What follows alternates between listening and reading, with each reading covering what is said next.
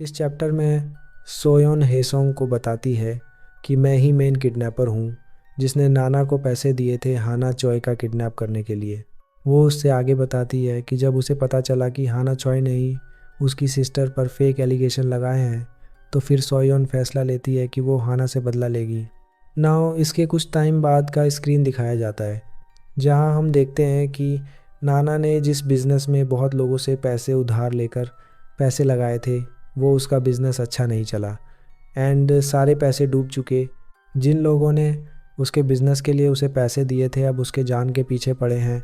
हमें यहाँ मिलियनेयर्स दिखाया जाता है जिसने भी अपने सारे पैसे नाना के बिज़नेस में लगाए थे और अभी नाना को पीट कर उससे अपने पैसे वापस मांग रहा था।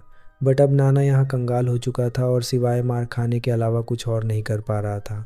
मगर तभी वहाँ सोयोन आ जाती है जो नाना से कहती है कि मैं तुम्हें बहुत सारा पैसा दूंगी जिससे तुम अपने उधारों से बच सकते हो, साथ ही नया बिजनेस भी स्टार्ट कर सकते हो। ये सुनकर वो दोनों शॉक हो जाते हैं। वो उन्हें हना चॉय का फ़ोटो दिखाते हुए कहती है बदले में तुम्हें हना चॉय को किडनैप करके 1 महीने के लिए बंद रखना होगा। पहले तो नाना ये करने से मना कर देता है बट सोयोन उसे एडवांस में कुछ पैसे देती है तो फिर वो मान जाता है।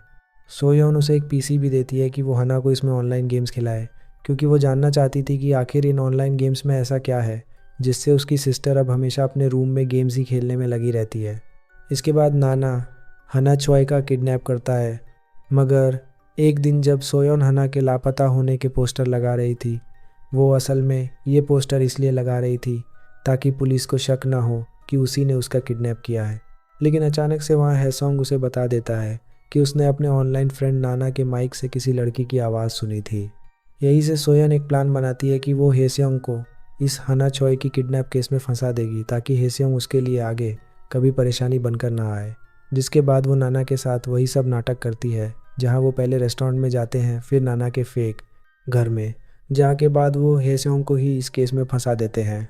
असल में सोयन ने उस एजेंसी को भी फेक ईमेल भेजा था जिसके लिए हना एज ए के पॉप डांसर थी, जहाँ उसने ईमेल के ज़रिए बताया था कि हेसेयोंग हना का बॉयफ्रेंड है एंड उसी ने उसका किडनैप किया है।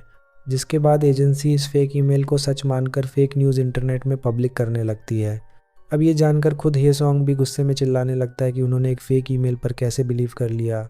सोयन आगे बताती है कि तुम्हें पब्लिकली हना का किडनैपर बनाकर मैं तुम्हें जाने देती क्योंकि उसे सिर्फ हना से बदला लेना था, जहाँ जब मिलियनेयर्स ने तुम्हें जाने दिया तो तुम उस पर अटैक करने लगे।